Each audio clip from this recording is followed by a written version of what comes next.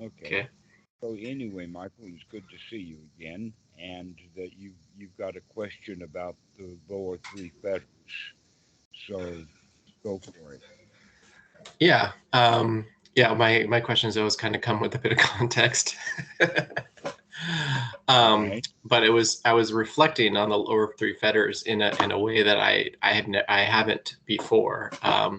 Not just from the conversations I've had with you, but from watching videos of you talking to your other students. Mm-hmm. Um, and just realizing how significant it is and how practical it is to let go of those lower three fetters. So the first one I was just talking about was how um, limiting it is, how the what I think identity view is in the lower three fetters, in that when we talk to people or you talk to people, or I notice myself about changing, you say, well, okay, maybe tell somebody to relax, and they'll say, well, I can't relax, that's not who I am.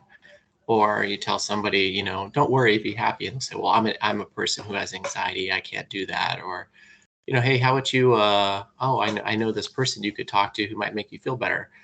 Oh, talking to somebody wouldn't help me, right? So I've kind of gotten the sense like that when the Buddha talks about identity view and the way that you kind of talk about it, that's kind of the type of identity view that restricts you from change. And then and the way that you talk about um, attachment to rites and rituals, very practical Yes, way.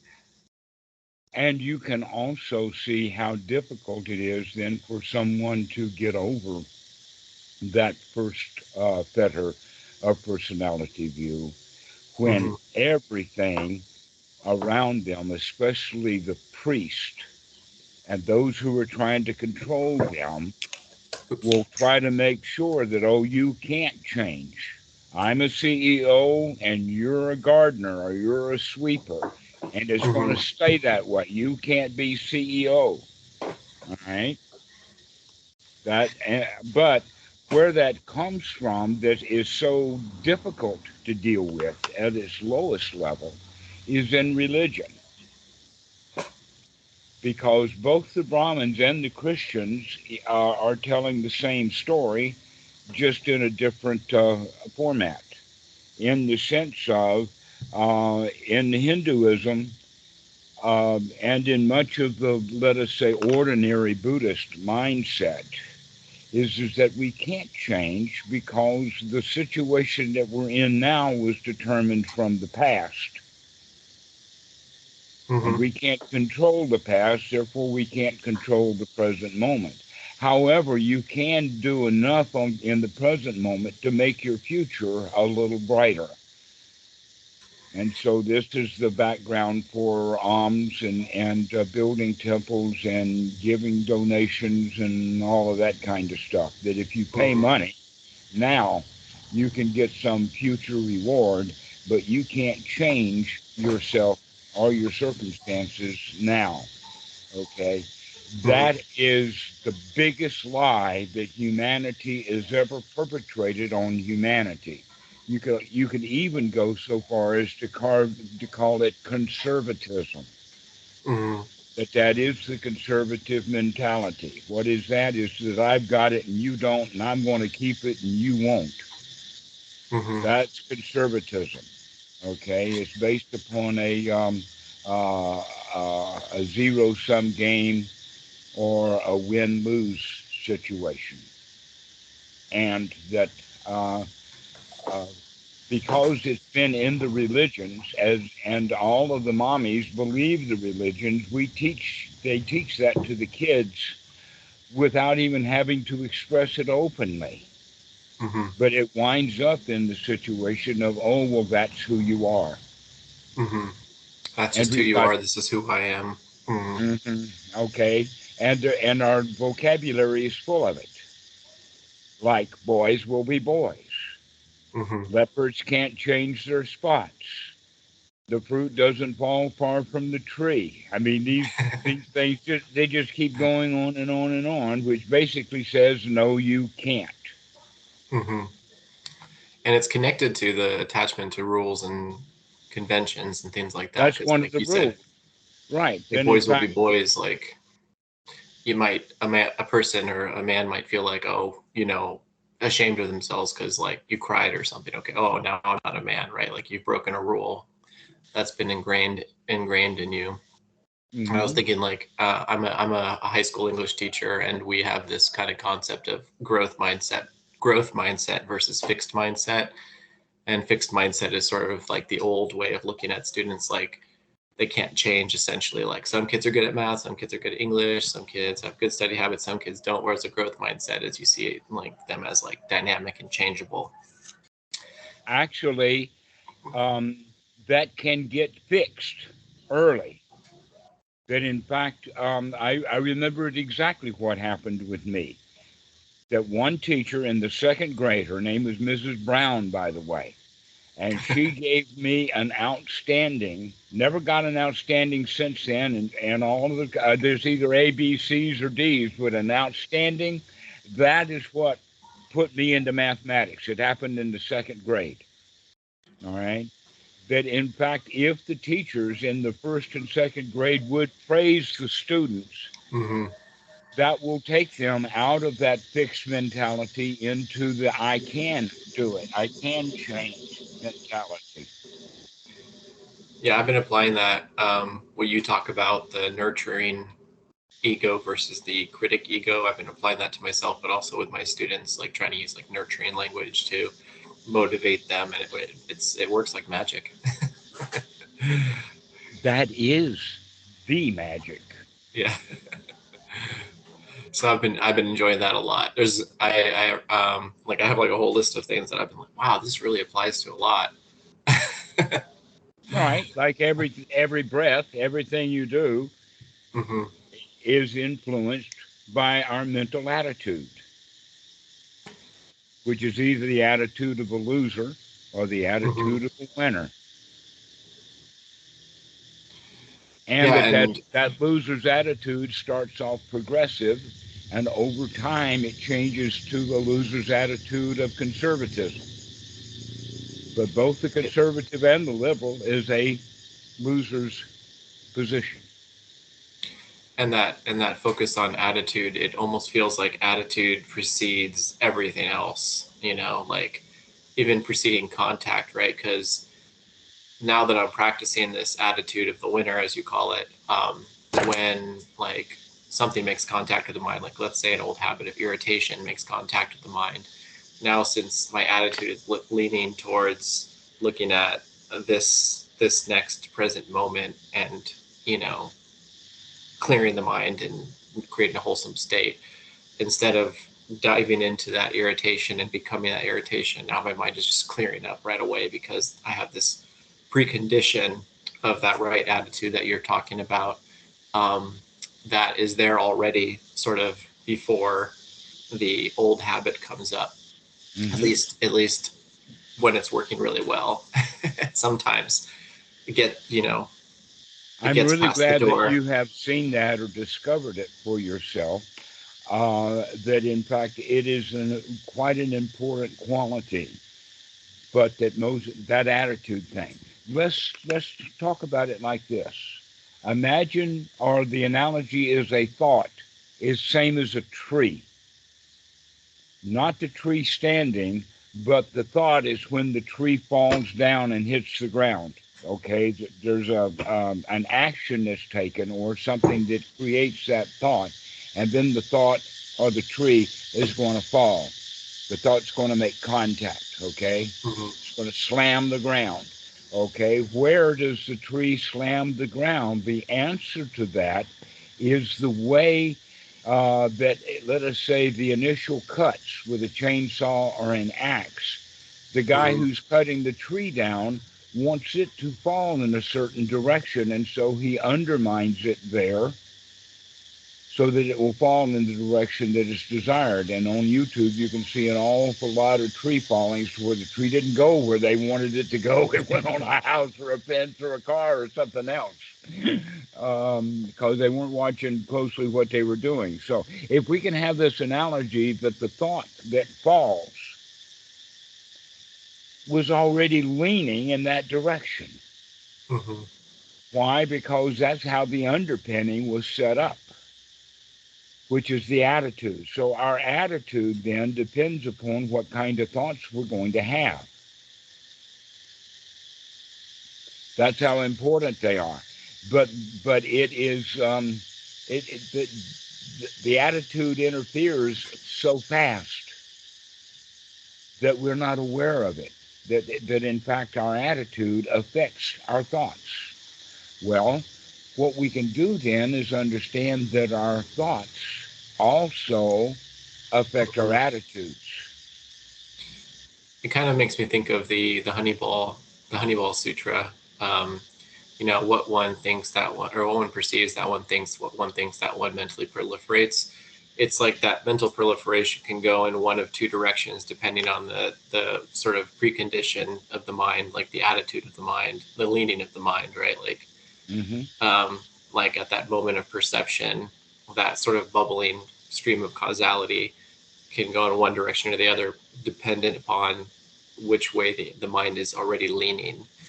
That's one thing that I was thinking about today when I was thinking about this right attitude, because I keep coming back to the right attitude when I feel like I'm forgetting what to do. I keep coming back to that. It seems for me to be the most effective reminder.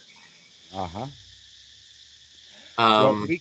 we can say then that once a wheel is set in motion, then the proliferation of the mind is like that the wheel continues to spin in that direction. Okay, sort of like we've got this concept of clockwise and counterclockwise. But what we don't realize is that clockwise and counterclockwise are still a point of view. That you can take a clock and see that in fact the arms are ticking around the face of the clock clockwise. That's why they call it clockwise, is the 3 goes then down to the 4 in a clockwise position. But if you take the clock and turn it against the wall, now it may not be transparent, but if it was, now the clock goes counterclockwise. Just like you can think of then the earth goes around the sun, and they almost always demonstrate it visually as going counterclockwise. But they could have just as easily done the art from the other direction, because who knows what's up and who knows what's down in outer space. That's true. Yeah.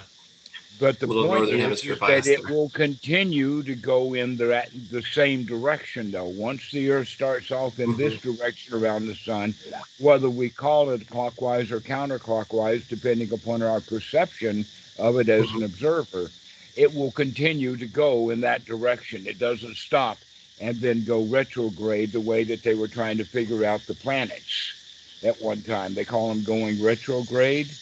No, they were always going in the same direction. The perspective of where we were on the planet Earth is what made them look like that they were going backwards. It was because we were going forward in a certain way that made the other things appear to go backwards. Yeah.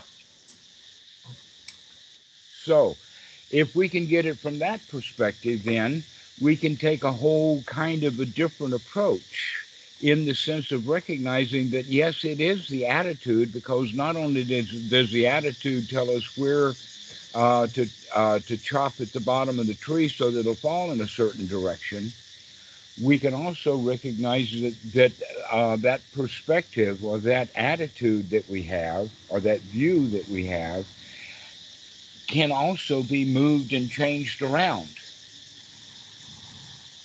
That we don't have to see the Earth going around the sun counterclockwise. We can change our perspective and see, and now it's going around it clockwise. If we can do that, begin to change our perceptions this way, then that means that we can change this perception. We can change our attitude. That's profound, that we can change. That's the biggest thing that I've taken from these conversations. I've thought about it in so many different ways. I was thinking about the fact that perception is the part of the mind that selects from everything that's pouring into the senses. You got 40 million bits of information. Part of the filtering of the perceptions is our attitude. Okay. Because we filter the present with our attitude, right? Like one person could be at Disneyland and be super happy, and another person could be at Disneyland and be in a terrible mood. But we also filter our interpretation of the past. So whatever way we identify ourselves, perception goes back and cherry picks and alters memories from the past in order to fit that narrative, so that we can continue to see ourselves in the way that we've been conditioned to see ourselves. And then that attachment to that constellation of perceptions is what keeps us going in the same cycles for the rest of our lives. And I think that's what that fetter is really about, you know. Unless we change. Yeah, and then once you, like you said, once you realize you can change, and you see how easy it is, because in this next thought moment you can make a fresh choice, that fetter is in a way broken, because that illusion is broken, that you're just this fixed stain, like, oh, this is this. And I, like, for example with myself, is I often would tell my students, like, oh, you know, I have ADHD and blah blah blah, you know, or anybody I'm talking to, because I've always just thought I was diagnosed with ADHD when I was in middle school, and I've always used that label to explain some of my habits. But ever since I started doing this, I don't feel like I don't feel the ADHD anymore. I don't feel like as scattered. I'm still talking a lot, but I don't feel as scatterbrained or whatnot. So What kind of like, what was that diagnosis again? ADHD. yes. Okay. That means absolutely downright human. Definitely. Yeah. That in fact it's very profitable for the Mm-hmm. medical profession to take an ordinary thing from an ordinary kid, put a diagnostic label on it, give the parents some medicines, and you're still in business. Mm-hmm. Or another way of saying it, every kid has attention disorders. That's why little Johnny's looking out the window rather than listening to the teachers, because the teacher is Mm-hmm. boring, according to his attitude. Mm-hmm. Okay. So, I don't, because I have spent so much time in great detail with these diagnostic codes, I don't count on them. In fact, the psychology profession is trying to figure out how they can get rid of them, because it's nothing but a money making scheme, and we would someday or another like to change psychology so that it can actually begin to help people. Mm-hmm. Too many labels. Hmm. Too many labels. So we actually should wear the only label that fits: human, Mm-hmm. which is not necessarily a superlative. Yeah. Or just organism. Well, it's okay to put us at the top of the primate chain. Mm-hmm. We can call them primates, all right? But that doesn't make us as smart as we think we are. That humanity is pretty stupid. It's in danger of clutching itself to death Yeah, I guess it because of depends the on. because of the greed and ill will and the ignorance around greed and ill will. We think, oh, things are dangerous when in fact they're Mm-hmm. not. Okay, well, let's go get all the knives, guns, money, and protection that we can get so that we can feel safe. When in fact, none of those things will make us safe. And there's the delusion. Number one, the delusion is things are dangerous. Number two, I can go buy my way into safety. Those two things are basic fallacies that every child comes up with because they're taught it that way from their parents. Their parents believe that. And so, without actually stating it directly, we feed all of that stuff to our kids, leaving us ignorantly greedy and ignorantly fearful. We don't like things, think they're dangerous, okay? They're harmful. So, when we begin to change, what we're really changing is our attitude. First, we want win win to be correct. We don't want win-lose or zero-sum games to be life. We want win-win to be life. We kind of want it, even though we don't believe it. We believe that win-lose is the way that the game is played. Hmm.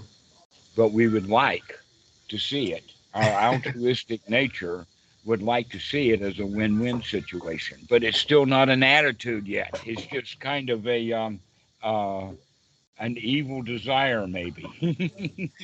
Yeah, that seems to be another one of those rules that we've kind of ingested. Like, oh, you can't be happy all the time. That's not how life works. You know, like, And the real answer to that is that you're not happy all the time because that's how you work at it. hmm. But that, um, but that's that whole statement right there is projection. Because I see it this way, it must be that way. Okay, because I lie, that means that you're a liar, etc. yeah, But I'm not exactly. supposed Yeah. to lie, so you're not supposed to lie either, especially not to me. And our whole Hmm. society is built on those little things about the supposed tos rather than the realities. Hence that Um, second fetter. it's like I'm I took longer to call you back this time because I was like trying to figure out what I would ask you, because every time I think of a question, I'm like, well, that question is stemming from dissatisfaction. So what should I what would I ask? I was like, well, maybe I could just come up with a topic of conversation. Um, Well, you don't but have to call because you have a burning question. You can call because you're cool.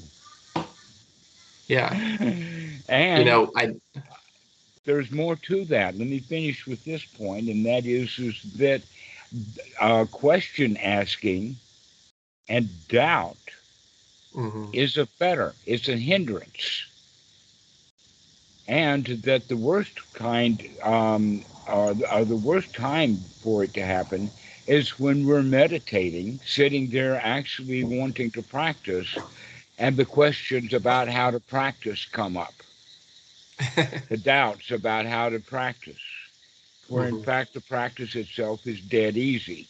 And that means that there's only a little bit for us to know, just enough. And yet the human mind, especially in this modern society, is trained to gather knowledge.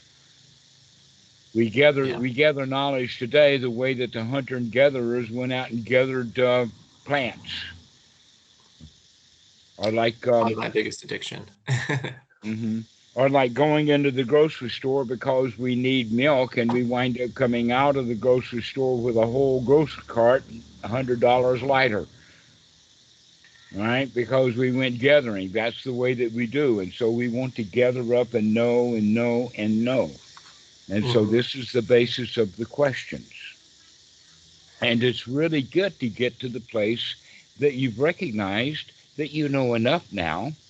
Hmm. You'll never know everything, that in fact ignorance becomes the fetter at the end, when we are able to deal with the fact that we'll not ever know everything. I don't need to Hmm. know everything. It's okay for me to make mistakes, to get the facts wrong, or to not care. Hmm. Okay, that's all right. We don't have to get it correct or exact. What we can get it though is correct practice, so that we begin to be nurturing to ourselves and loving ourselves rather than being critical of ourselves because we've made some mistake and we don't have all the information, which is where the questions come from anyway. So now we're all the way back to Sila Vata Paramasa after all. Hmm. Our attitudes are determined by the rule systems that we keep. That in fact, this is a good introduction into what determines one's personality. What is personality? How do we know what a personality is? And the easy way to understand it from the Buddhist perspective is that the personality is determined by our set of rules, by our set of sila vata paramasa. how the world is supposed to be, the ideals. Mm-hmm. I am what I'm supposed to be, or I'm trying my best to live up to that and feeling failure from it. So there's actually a second quality, and that is that it's not only the rules themselves, but it's how we respond at the basic gut or child level to these rules. So those two fetters are basically like linked to each other, the attachment They're to rules and they're identity really, view. really tight together, yes. That the personality view is determined by the rules. And if one of the rules is you can't change, then your Mm-hmm. personality can't change until we can dislodge that so that people can learn very slowly that in fact they can change, that that personality is not fixed, and that the way that we change the personality is by disregarding the rules. It makes sense that this would be, these two, along with doubt, would be the lower three fetters, because have you heard the joke, how many Dharma teachers does it take to change a person, or to change a light bulb? Sorry. No, I haven't heard that one. I assume it's a joke, and I probably got my own punchline coming, so go for it. Yeah, so how many it's funny, it makes me laugh every time. How many Dharma teachers does it take to change a light bulb? One, but the light bulb really has to want to change. Hmm. Or you could supplement Dharma teacher with therapist, but yeah, so Right. Okay, you can't here's change several if different you're answers. Here's several different answers. It takes all of them, and they still can't do it. I've got a new student, Pedro, is calling. Is it okay to add him to the call? Yeah, that's fine. Sure.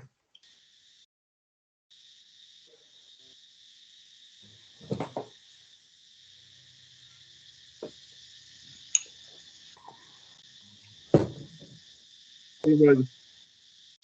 Hello, Pedro. Welcome to our call. This is Michael. Oh, I Hello. thought How you doing? I am just fine. Can you change your camera to horizontal? There you There we go. go. That's much better. Okay. So, when you joined, we were just discussing a joke. How many Dhamma teachers does it take to change a light bulb? Okay. Ah, That's adapted from an old joke about how many psychologists does it take to control to change a light bulb. Hmm. And the answer is that it only takes one psychologist to change the light bulb, but they've all got to be there to enjoy the experience. And yeah. so, how many Dhamma teachers does it take to change a light bulb? And Michael's got one answer. What is that answer, Michael? It takes only one, but the light bulb has to really want to change.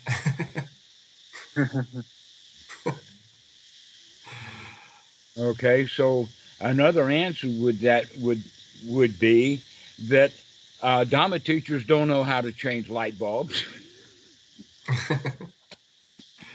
and then maybe along with that, they don't even know how to change themselves.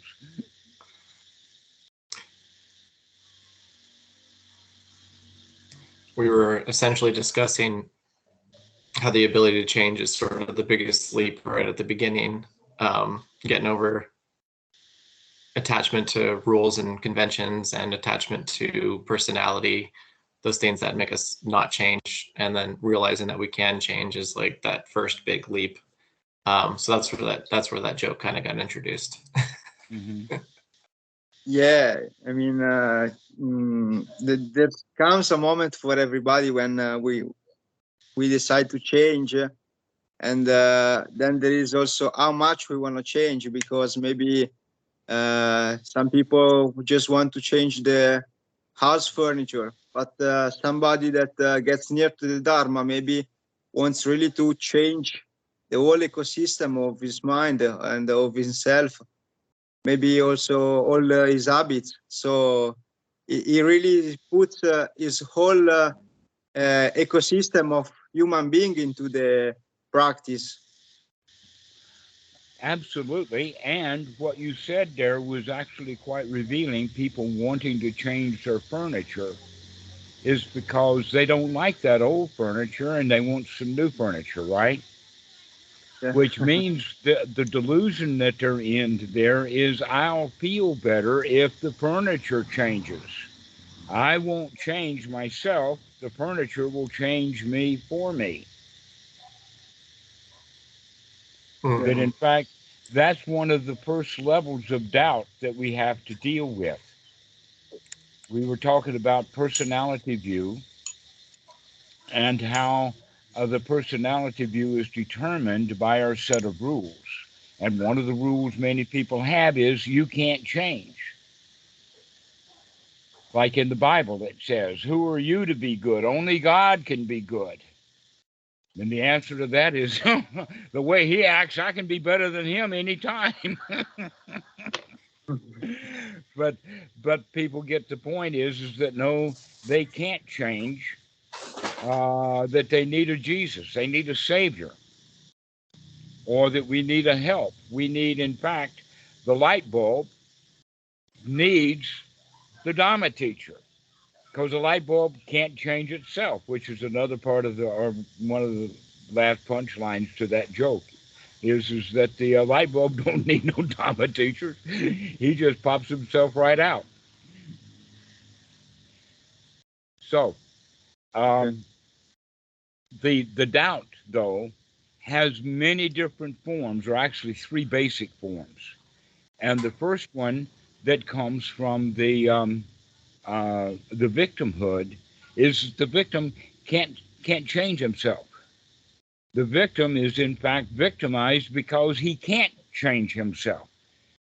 If the victim could change himself, then he'd just change himself enough to where he was no longer the victim.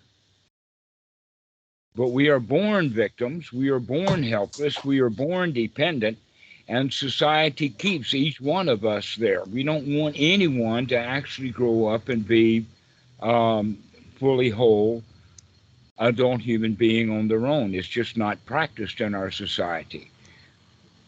In other words, we're taught to continuously, for the rest of our lives, be dependent upon society. Um, One thought about that would be how humans will capture a baby wild animal and then keep it just a little while with the idea of reintroducing it back to the wild. Have you ever heard of that or seen that kind of thing? That they don't just throw the animal out in the wild and let it go. They will put it into a kind of a controlled habitat so that it's a bit safe. But after a little while, they'll let the animal go. Or a wild bird that has gotten a broken wing, and we let them heal in the house, and then we throw them out and we let them go. But with humans, we don't ever let them go. That the society wants to keep abusing. You've got to have a job. You can't just go and do what you want to for the rest of your adulthood. You got to do what you're told to do. They're going to make sure you won't survive unless you do what you're told to do. So this kind of mentality keeps us stuck in a victim's position. And the doubt is, who can I help to, or who can I get to help me because I am helpless? I need a religion. I need a preacher. I need a psychologist. I need a Dhamma teacher. I need meditation. I need a pill. I need a car. I need. And so we get into this state of needing and wanting from this victim's position. And so the first, one of the early things that the student has to learn within Buddhism, and in fact, the whole point of the Second Noble Truth is to help them to get over that and come to the answer is there ain't nobody going to help you but you.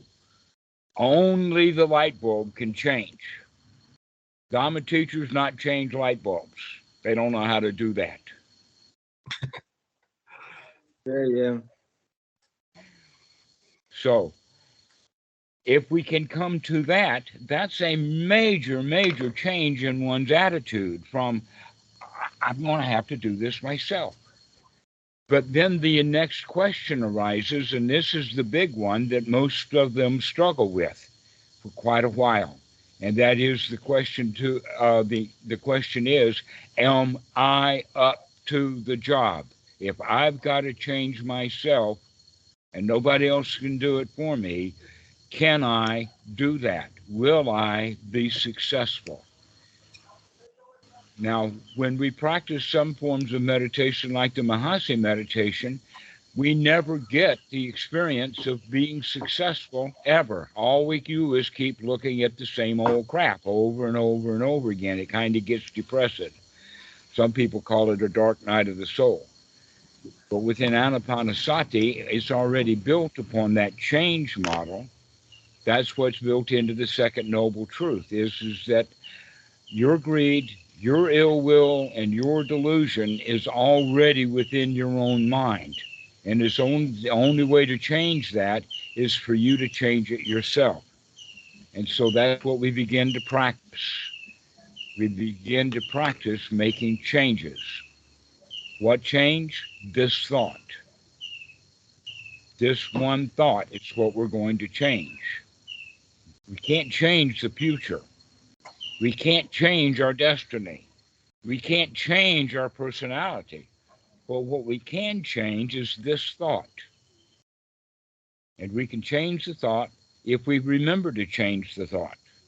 And so the sati and the waking up to see what the thought is, and then the right noble effort, these are the 3 points of the Eightfold Noble Path that gets us started, that will bring us then to that state of success. I can do this.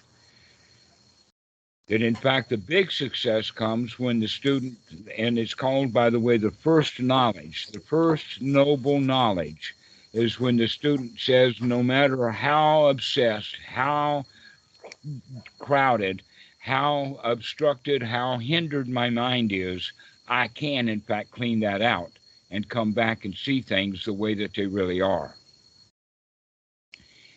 Hallelujah. That's the statement of success, that the student knows that he can change. But the reason that he knows that he can change is because he's got the confidence is based upon a lot of experience of changing it. Every time we change the mind, we should know, I was able to change it. I can do this. I can change my feelings from being fearful into being safe and secure. I can change my posture from being uncomfortable into comfortable, and then I can change my feelings into being comfortable. I can do this. And so these are the kind of positive thoughts that we'd want to foster. To have no place to go and nothing to do, and the spring comes and the grass grows all by itself. Don't need my help. I can just let it go. Okay, so when we keep practicing this way, this second kind of doubt becomes eradicated, in the sense that we change it from doubt about can I do this or not into I can, and I will continue to. I can do it now, I can do it later, I can do it the time after that, I can keep doing it. All I have to do is remember, and I can do this. Okay? That's the second level of doubt. And the third level of doubt is the one that's stated most cleanly and clearly in the suttas, and stated this way. This is one of the quotes, is that it knowledge and vision of what is and is not the path. Now, when I use the word the path here, what is and is not the path means that I can recognize that most of the stuff that I've been doing my whole life is not the way that I'm going to live my life. In this case, the path actually means this is how I'm going to be living each moment, or this is the method of the moment. Every moment comes by, we will have this method. And what is the method? It's basically the Eightfold Noble Path. So it's knowledge and vision that this works and nothing else much does. And so when we come to that station, those are the 3 main fetters in personality view, adherence to rules, regulations that actually create and build our personality, and the knowledge and vision that I can change and that I've got the method to do that. I've got it. Eureka! The Eightfold Noble Path is the way to go. That the Buddha's method works beyond any of the others. This is the kind of attitude that we develop. Okay, so these three fetters are often known, or let us say associated with, what is called the stream enterer, or the Pali is the Sotapan or the Sotapanna, and that what we're really talking about here then is that we begin to develop a noble mind. So when we talk about the word noble, we will assume that anybody who's gotten to the point that they know that they can clean the hindrances out of the mind because they've already gotten so good at doing that, then that one would be part of the group of nobles. Now, along with that third doubt, the eradication of that third doubt about knowledge and vision of what is and is not the path, basically means also taking refuge, finally taking refuge in the Dhamma. Or this is our home port. This is home. This is where we always go. Yeah, sometimes we got to go out in the high seas, but we always make it lickety-split right back into our safe harbor. Okay, this is where, this is the refuge. They call it the triple gem, the three refuges. And in there we have the Buddha, the Dhamma, and the Sangha. And in this case, we're talking about taking refuge specifically in the Dhamma. Now, what do we mean basically about taking refuge in the Buddha is the knowledge, the vision, the understanding that we can be free from dukkha. We can come out of it. We can learn to live a satisfied life. And now we've got the Dhamma that shows us exactly how to do that. And the third item on the triple gem is our soulmates, our buddies, the other nobles, our friends, the ones who are around us that are practicing this same way. And so when we take refuge in the friendship of the Dhamma, having Dhamma friends and Dhamma dudes as our friends, having the knowledge of the path, and what is the path and what is not the path, and the knowledge that we can do this. What is it that we can do? The knowledge that I can be free from dukkha. So these are the three triple gems. And with this triple gem and the reduction and elimination of the first three fetters, then is normally referred to as the formality of the Sotapan. Sotapan in a formal kind of way. And along with that, if the mind is already noble now, or at least much of the time it's noble, because the Sotapan is not going to be Sotapan 100% of the time. Nothing is 100% of the time. Not even many of us are even human 100% of the time. Sometimes I'm driftwood. and so we get into taking ceremonies that in fact part of the ceremonies then is taking the precepts, and so they take the precepts as well as the triple gem in a ceremony. This happens every Buddha day.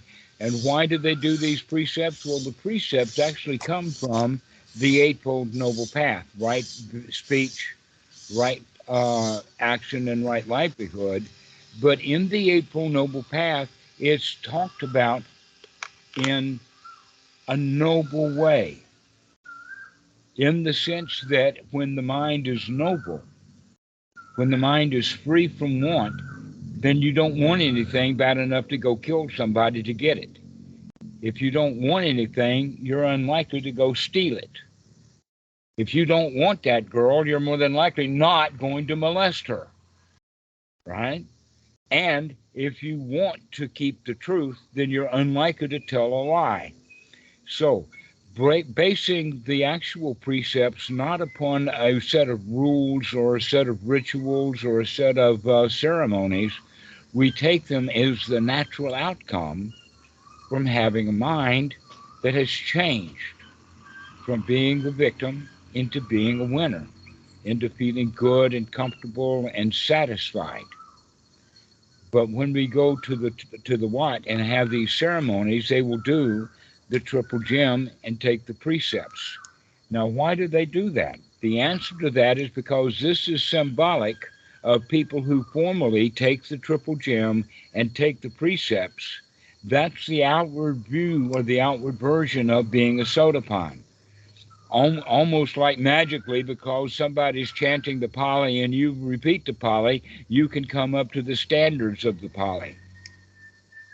But really, no, it has to do with changing one's mind and not repeating some Pali verses. So the triple gem sounds in the Pali like Buddham Saranam Gacchami, Dhammam Saranam Gacchami, Sangam Saranam Gacchami, and they do it three times. So it's Dutiyampi, Buddham Saranam Gacchami, Dutiyampi, Dhammam Saranam Gacchami. So this is actually done in ceremony with everybody chanting along, or in some cases just the monks doing it while the people listen. But many of the people don't even understand what the monks are chanting.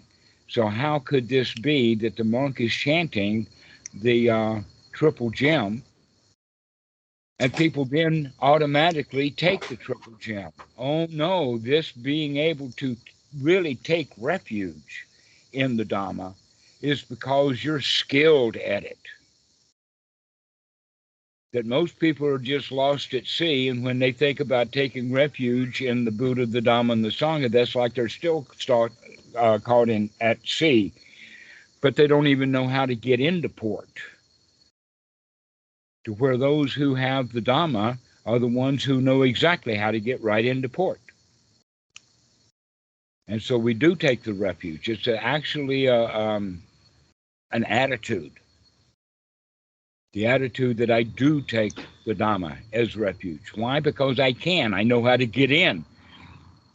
I do know without a doubt that this is the path. I know what the path is and know what the path is not. So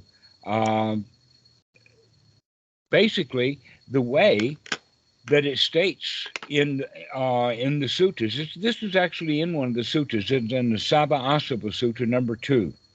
And in Bhikkhu Bodhi's translation, he's got verse numbers in it, and it's verse 11. And he translates the words as wise attention.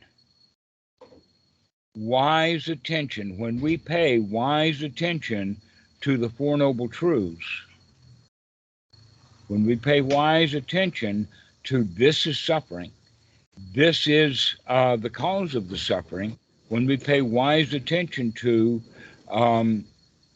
what does it feel like to be free from dissatisfaction, and when we pay really deep and wise attention to the Eightfold Noble Path, by doing this, it says there that 3 fetters are eliminated. And then they list them as personality view, doubt, and adherence to right rules and rituals. I mean, this is right there in the sutras. But the most important part of it is that it means that you have to actually practice the Eightfold Noble Path. You actually have to make those changes yourself in order to be able to get out and through all of those levels of doubt, so that you could see clearly that 3rd fetter is knowledge and vision about this is the way I'm going to be living my life now. No doubt about it. Yeah, this perspective has solved a lot of problems for me that I've had in my practice for a long time. I had my first kind of big, experience that people have, when that gets you on this path. That when I was 15 and I called myself wandering seeker, and then just today, I realized that that now that I'm no longer practicing dissatisfaction, I'm practicing satisfaction. I should, rename myself wandering non-seeker. Because that it's non-seeking, the seeking the seeking is just another form of craving. And you mentioned this to me when I said that when I sit, my mind still wanders, and you said, well, that's just an indication that your mind is still looking for something. I thought to myself, okay, that's my primary issue, is I'm in this constant state of seeking. And so the reminder that I'm using is just remember to be satisfied now, you know. And for me, that I feel like that kind of gets the whole like old path working all at once, and then the mind moves straight into that state of satisfaction. Mm-hmm. One of the things that almost every student asks when we get to that state is, what's next? And when I hear the students say that, that actually indicates that you're not there yet. Because when you get there, you don't have that question anymore about what's next, because you've arrived. It's sort of like you want to take an airplane from, two different cities, Mexico City to Paris or whatever like that. And so you go all the way through, getting on the plane, flying, and all of that. And when you land, now the question is, well, what's next? And the answer to that is, well, it's not more flying, because you've already arrived at where you were going. Or another example of that is The Pilgrim's Progress, which is an old book out of the Middle Ages. And the idea is that people would go on pilgrimage, mainly from Europe to the Holy Lands, way back when. And the point is that once the pilgrim gets to the holy place, what is he going to do? Well, most pilgrims that I know of are going to say, what's next? They're going to pack up their bag and go back on a journey to get to yet another holy site, because, I mean, the Holy Lands is full of holy sites. And the pilgrim winds up spending very little time in the holy place, and most of the time in traffic on the road, going from one holy place to the next. And so this is why we go around asking that question, what's next? And the answer to that, obviously, is, this is it. Stop looking for more. The whole point is that we're practicing becoming satisfied with the way things are. And we need to do that enough to where it sinks into a really, really deep level. But while we're satisfied, if we keep having thoughts of being dissatisfied, like what's next? Oh, I've got the first jhana, now what do I do for the second, the third, and the fourth? Well, man, if you've got the first jhana, really be satisfied with it. That's the whole point, is we're learning to be satisfied. That we don't need to go off into attainments that, noble is noble. So we don't have to go up the ladder. That will happen almost naturally. The only job that we really have is the effort to stay in a state of satisfaction. To stay in that state, because the satisfaction will naturally grow into a state of success. And that success and satisfaction are really, really closely related. And so by practicing being satisfied, we will eventually, sometimes very quickly, become successful. Go ahead. I was going to say that the way I kind of illustrate it in my mind is like in your normal state of suffering, and when it's like you see all these weights you're carrying. You first see all these heavy weights you're carrying, and then you practice satisfaction, and you're like, oh, these are heavy weights, and you put them down. But then when the satisfaction gets deeper, all of a sudden you're aware that there's like lighter weights that you didn't notice, and like, oh, those are lighter. I didn't notice that. You put those down, and then your satisfaction gets deeper, and then you notice like there's even lighter weights that you're holding. You're like, oh wow, those. I'm gonna put those down too, and then it kind of just gets deeper and deeper, and as it gets deeper, you just notice lighter and lighter weights that you're carrying until like basically there's nothing left. While what you're saying is absolutely correct, it's also misleading to call them heavy, medium, and light weights. And a better way to look at it is the weight of the moment, the weight of this thought. This thought is heavy enough. Doesn't, I mean, a heavy thought is a heavy thought at any stage of practice. And so instead of judging the thoughts as to heavy and light, better way to think about it is wholesome and unwholesome.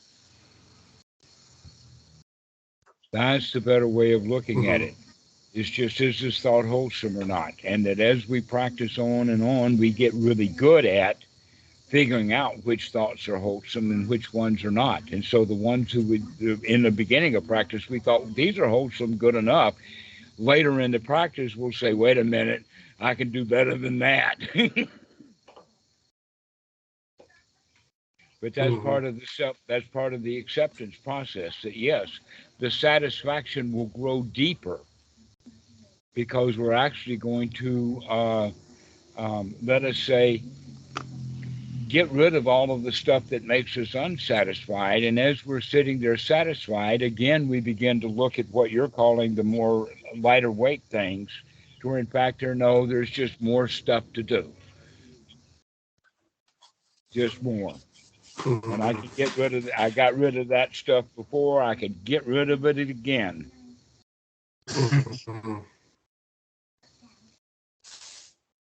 And so this is the way that we practice. And asking questions about what's next is just meaning that we're not satisfied with the way things are. Let's make a little tweak here and there and get back to where I don't need anything next. This is good enough.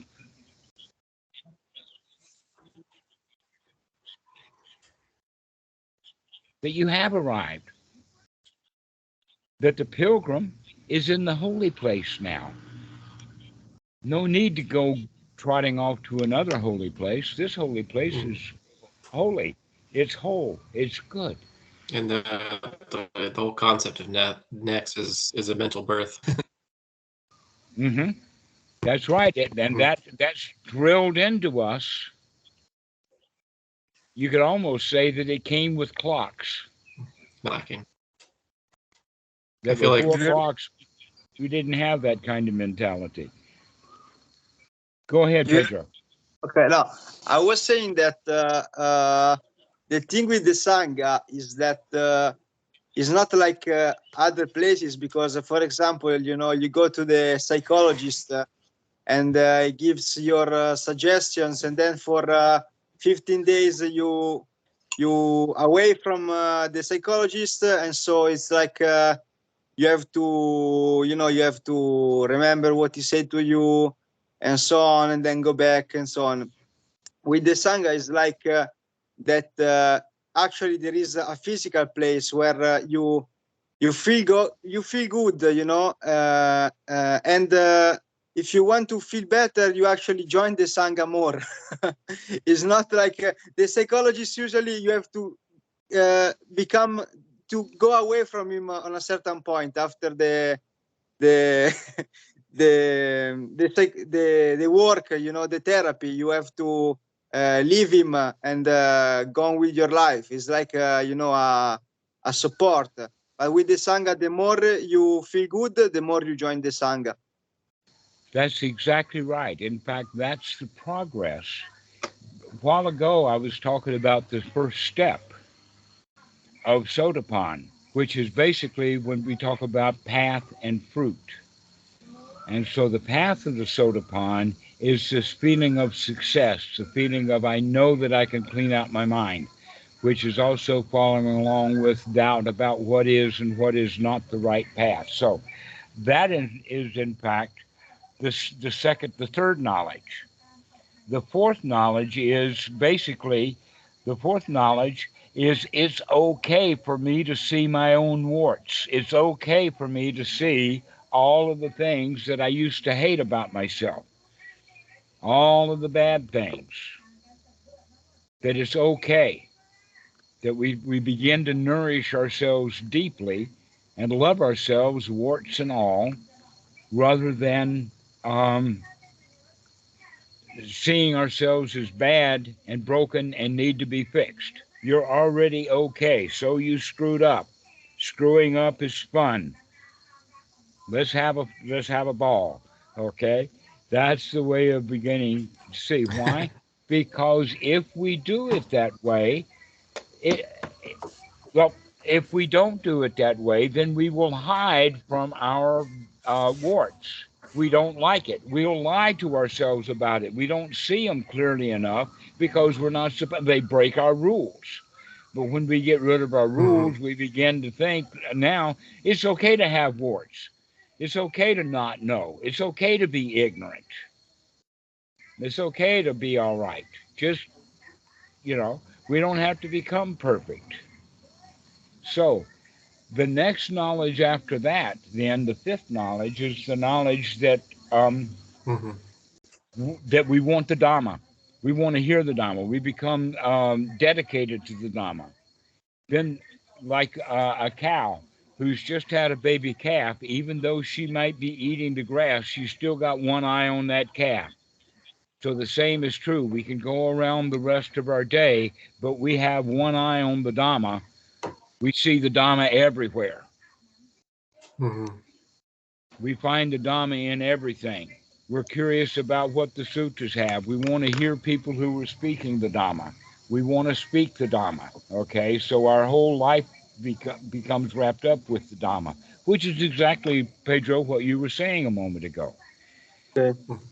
And then the next one, the fifth layer of the sotapan, is when it really gets into the fruit of sotapan. It's no longer the path, but now it's the fruit of it.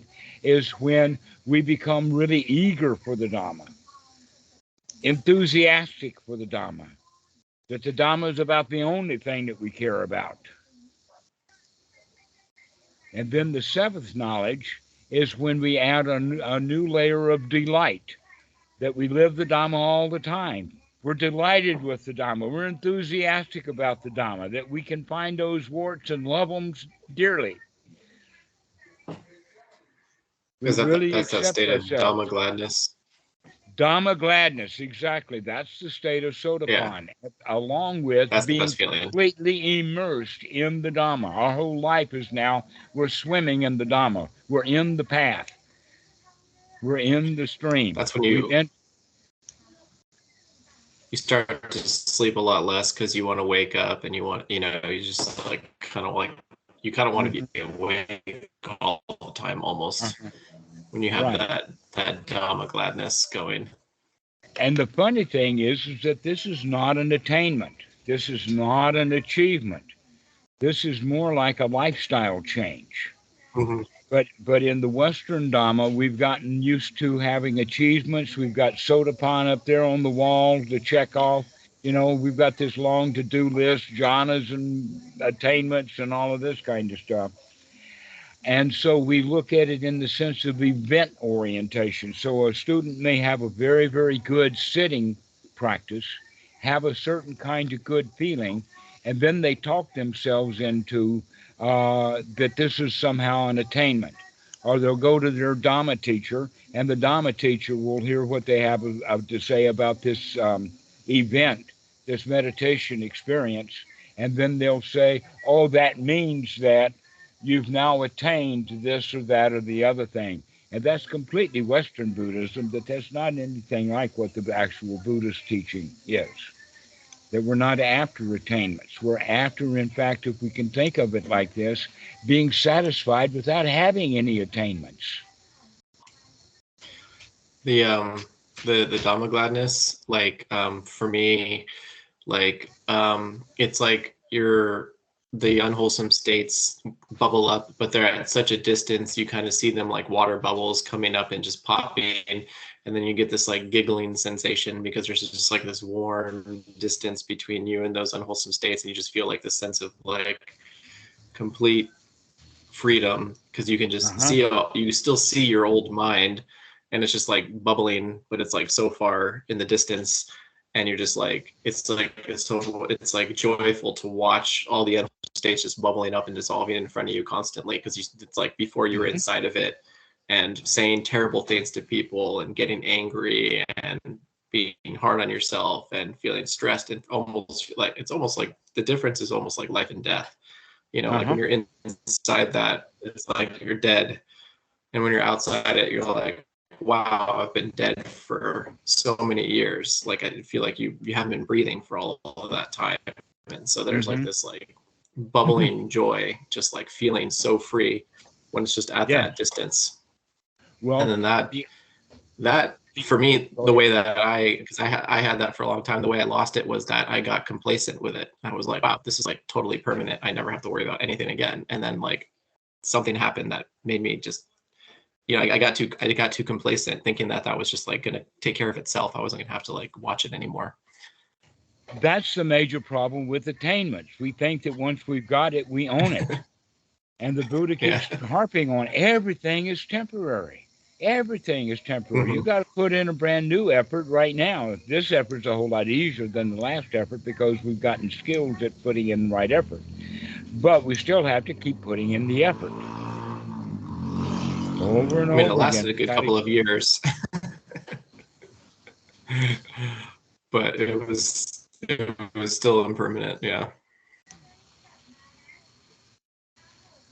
So if we can come to the point of recognizing that all we've got is this moment, there are no attainments, that everything is either you're a victim right now or you're the winner. Or as one student said, he gave me this analogy. He says that every human being is an emperor of their own pile of dirt.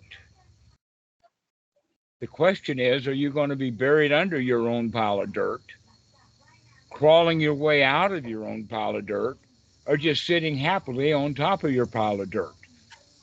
Sitting happily on top of the pile of dirt is the Lokatara. That's the supramundane. That's the noble. Being buried under the pile of dirt, that's totally the victim.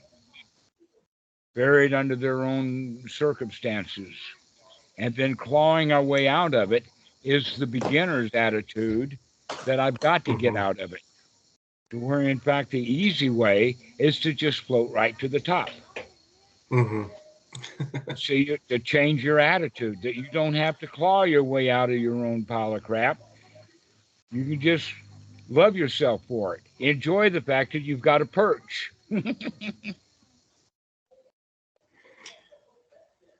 That we need to accept ourselves, warts and all, the way that we are, that's okay. Because then we can see clearly what we used to think was not okay and would hide from.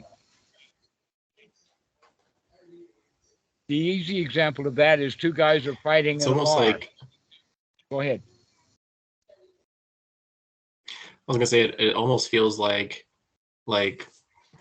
all the mental energies are scattered all over the place, and then when you collect it all, so much consciousness just comes into the present moment that those unwholesome states becomes so tiny and so weak that they're just comical. Like the idea of being caught in them becomes like, it just becomes entertaining to watch the mind go through its patterns because it's so removed.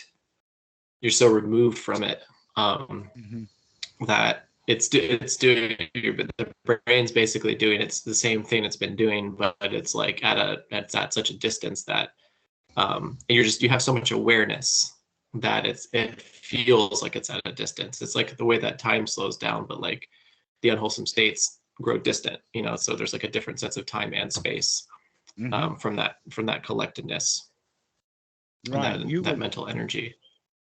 Yes, you were mentioning about the bubbles, and that gives rise to the idea of, imagine that you have a mother who has a fairly young child, and that when she sees the child misbehave, she says something like, aha, I caught you. Aha, I can see that.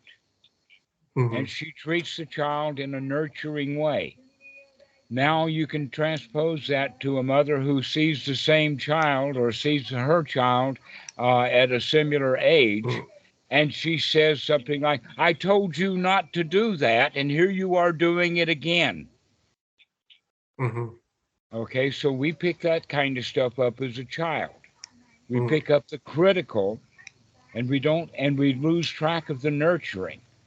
So In the Buddha's reference would, aha, I see you, Myra. Aha, I see you, Bubbles.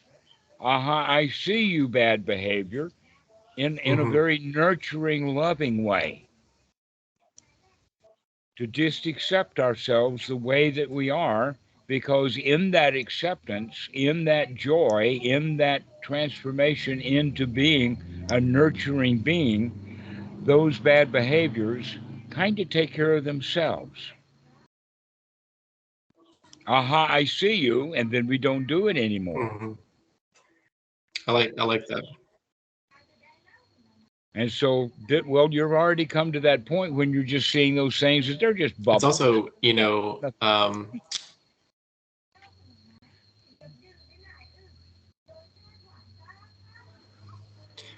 your toddler more. He's like, I have a 2-year-old, and yeah, I just like I enjoy the hell out of him, and like I don't react negatively or stress out at all with his toddler energy or his when if he cries or something. But I see a lot of people who are parents who are like tired and aggravated all the time, and they're just like in that struggle with their young kids. So from like a psychological perspective, like what you're saying, if you take the parent perspective and you become the nurturing parent, it also gives you more freedom. It gives like the child ego and the parent ego both a sense of joy, because the relationship is no longer contentious. It's now like nurturing and joyful and fun. You know, and you can think of that as the relationship between like your awareness and your unwholesome states. Like, if you're nurturing to them, then there's no longer tension that's being created every time they come up. You're just kind of like having fun, just seeing them as they are. That's their nature. Like a toddler's Yes. nature is to cry every once in a while. The mind's Yeah. nature is to create unwholesome states every once in a while. So nurture it and have fun with it and play with it, instead of getting angry and frustrated every time an unwholesome state comes up, because that's just Mm-hmm. what the mind does. Yeah, I it's like that like the analogy. difference. It's like the difference between embracing it with awareness, or like trying to control it with the mind, without knowing that the mind also acts out of, let's say, unconsciousness.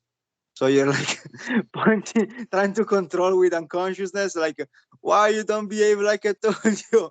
But the other way is like embracing with awareness, just Mm-hmm. look it with the light of awareness, that it's like a comfortable space where the things happen, and yeah, in this awareness like environment where there is space also for the child to recognize eventually the behavior and so on. Mm-hmm. And the bad behavior doesn't really go on for very long. When you don't react with anger, it dissolves much more quickly. Well, bad behavior is almost always a reaction to bad behavior. And when you break the cycle, Yeah. the bad behavior kind of breaks down. It's a different way of looking at unwholesome thoughts. If I look at them Mhm. like the way I look at my toddler, then I can love them a lot more easily, I think. So, going through the example that Freud and later Eric Berne gave of the id, the superego, and the ego, or as Berne talks about it, the parent, the adult, and the child, we can see that the parent has become a critical parent with all of these rules, the Sila Bhatta Paramasa, and that the child within each one of us then responds and sometimes rebels against the rules, that we rebel against that. And so when we change that into nurturing, then the child will feel more relaxed, more nurtured, and more whole. And so here's where the three fetters come in precisely. The superego is the Sila Bhatta Paramasa, the second fetter, and the child is the personality that is being told by the superego he can't change, to where in fact the child knows that he can change. And then the adult, or the frontal cortex, or the wisdom part of us, then comes in the knowledge and the vision of how to do this. The knowledge and vision of what is and is not the path is to be nurturing between the parent and the child within.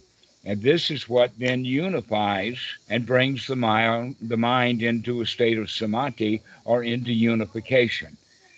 Is when we're not critical with ourselves, when we're accepting, when we're loving ourselves and warts and all. We feel champion. And we also feel through wisdom that we've got what we need. We've got the path. We know what we need to do for the rest of our lives is just to take care of myself. Taking care So samadhi is like a harmonious family. Right. Instead, what we do is we care about all kinds of things. And by caring about things, we carry them around. This is what the Buddha uses in the word of clinging. We cling to all kinds of things, where the only thing that's really worth clinging to is this present moment happily. Clinging to that unification of mind. That's what's the only thing that's worth caring about then, is giving ourselves a break, enjoying the moment, being free from wanting things that we don't have. And that's the whole teaching of the Buddha right there. Many people think that it's highfalutin, that it's magical, that you're on cloud nine or whatever like that. And the answer is no, you're just a human being, but you love it. Warts and all. Yeah, one thing that helps me is like to remind myself also that I already decide to change it all. You know, like when some moment of maybe discouraging or something, it's like no, because the choice I already did it. You know, there's no way back, and I have to let the things flow and remember to look as the unwholesome vanishes little by little, and I nourish there also. You know, like I remind myself that it's already the case. Yes, that's the way of looking at it. Hey, it's already okay. Well, guys, let's finish now. This has been a good talk. I've really enjoyed this. Before I go, though, Pedro, I have kind of a plan for the two of us to do something tomorrow. So give me a call tomorrow, and I'll tell you all about it. Okay? Right. Yes. Okay. All right. Okay. Michael, Okay, it was fine. so good to see you again. I really enjoy Good our to see you too. conversation. Hey, Michael, great to meet you. Good to meet you too, Pietro. Yes, you both got new friends now. Okay. Wonderful. Yeah. Okay. Okay. All righty. Bye-bye. Okay. Have a good day. Bye. Bye.